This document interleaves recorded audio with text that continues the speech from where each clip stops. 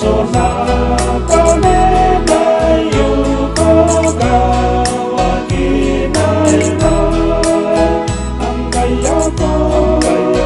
kabebeja Angayoko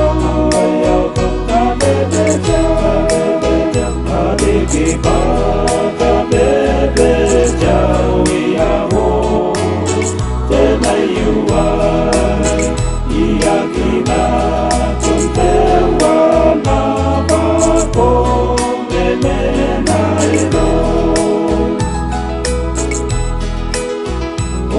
Tau rau kai bora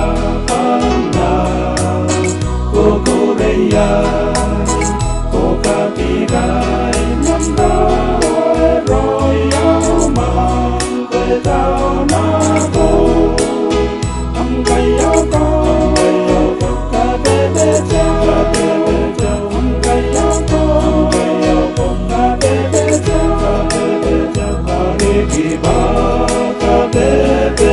jau iaho tenayuai Iyakina kuntewa na bako memenai ro Dana kona konam roi roi bana Iki bambai Amata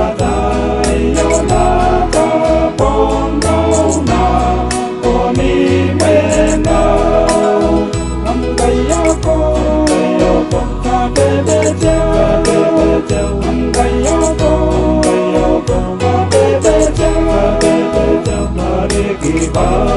kabebe jau iaho tenayuai Iyakina kuntewa na bako menenai ro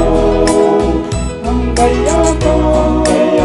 kabebe jau Angayako kabebe jau Kiba kabebe jau iaho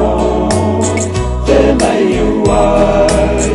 Iyakina